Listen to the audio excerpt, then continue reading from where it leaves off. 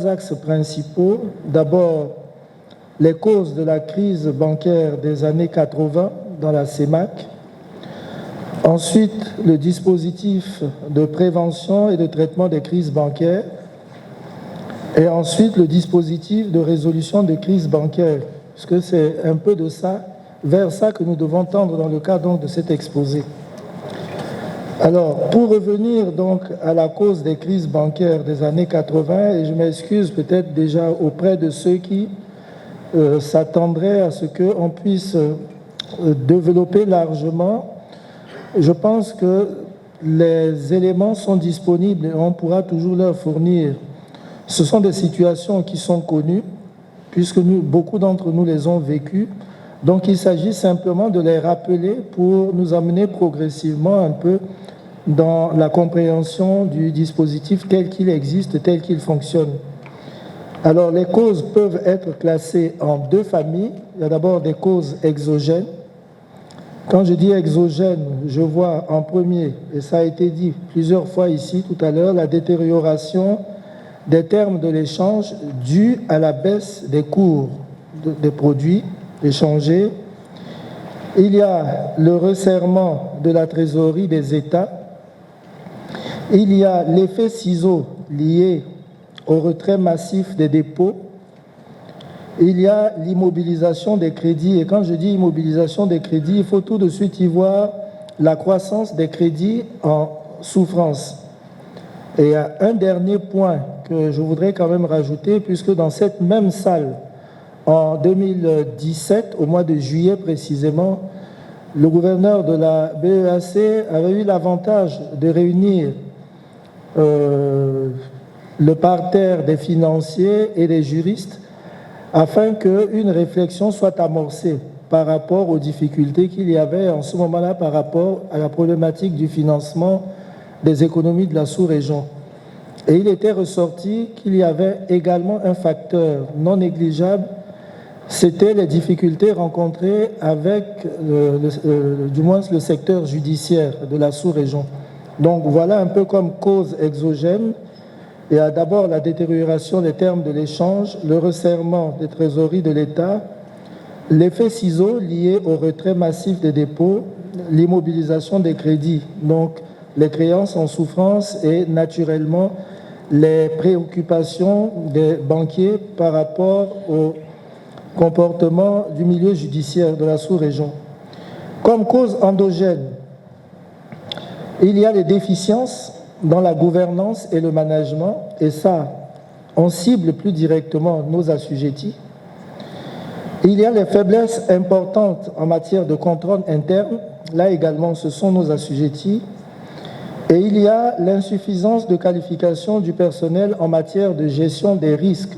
Ça, on peut l'imputer pour une large part aux assujettis, mais je pense que ça, c'est un problème qui pourrait déborder le cadre strict des assujettis pour également, pourquoi pas, affecter le système éducatif au sein de notre sous-région.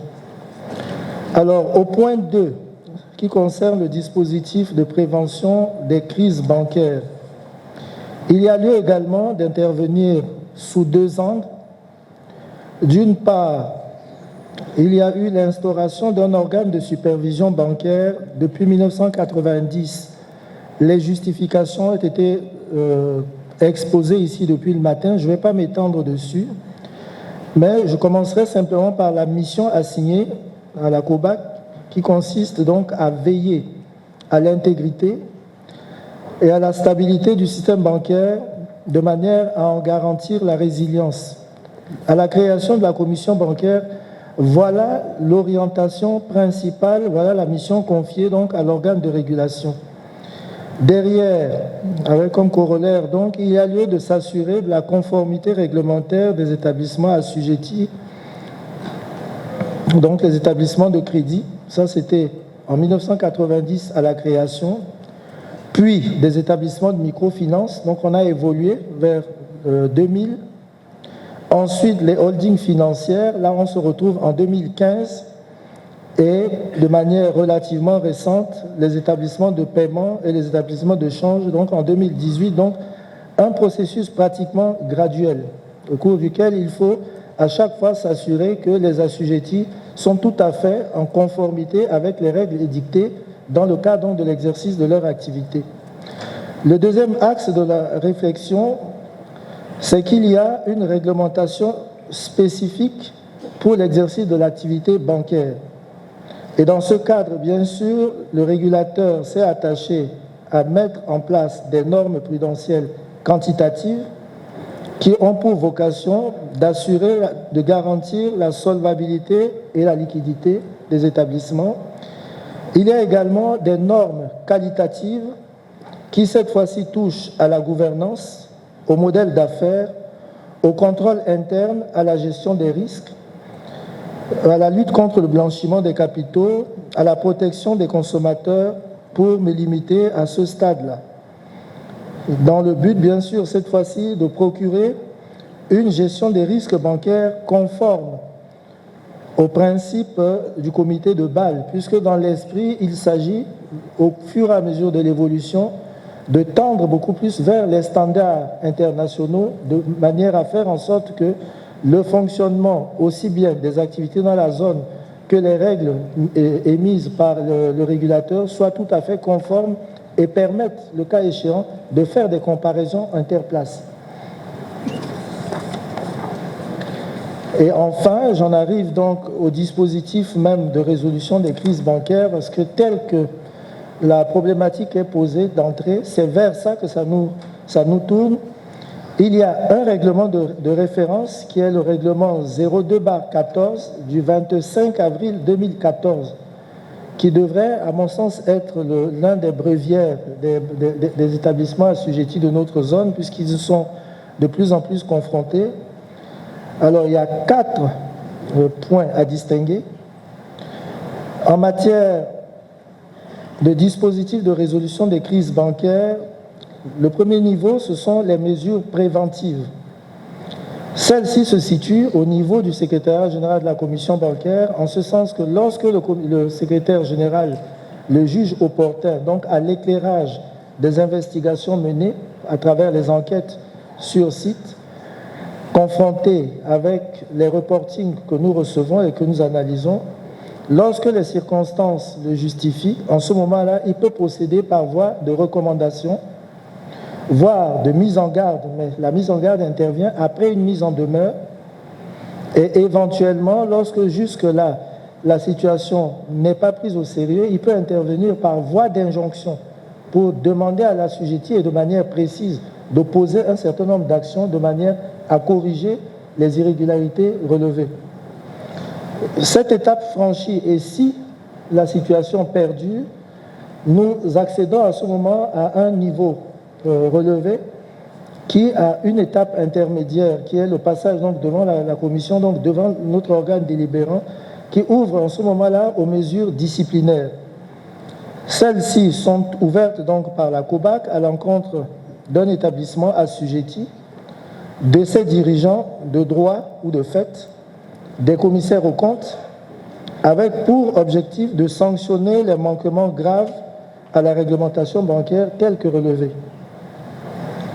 Au-delà donc des mesures disciplinaires, nous accédons à un autre pan qui en ce moment-là nous rapproche un peu de ce qu'on peut qualifier en ce moment-là comme une issue fatale.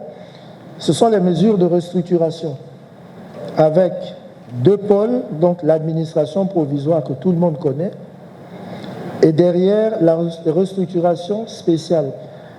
Tous ces points sont assis sur des dispositions de texte qui ont été partagées avec les assujettis et que les uns et les autres connaissent parfaitement. Et enfin, lorsque tout ce tableau-là est épuisé et qu'il n'y a plus aucune autre alternative, malheureusement, on accède bien sûr en ce moment-là aux voies de liquidation et autres. Et la dernière étape serait en ce moment-là les procédures collectives d'appurement.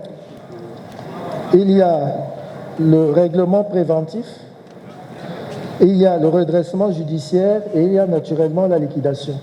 Donc voilà un peu. Donc pour revenir précisément à la problématique telle que ça a été posé, est-ce que dans la zone la commission bancaire, enfin dans la zone d'émission de la Banque des États de l'Afrique centrale, à travers le régulateur, nous disposons d'un process qui permette en ce moment-là de faire face aux crises bancaires, oui. Ce process repose donc sur l'articulation de ces 4 étapes que je viens d'édicter, lesquelles étapes préalablement sont le résultat d'une certaine évolution. Donc voilà en substance, Monsieur le Président, ce qu'il était possible de dire de manière très ramassée, je reconnais, mais je vous prie d'accepter mes excuses. Merci. Est-ce que vous avez eu un cas pratique à traiter dans ce cadre? De manière relativement récente, nous en sortons à peine. Il y a eu la crise du Covid-19. Donc il n'y a pas eu encore de cas. Voilà. Tant mieux. Tant mieux. Bien. Bien.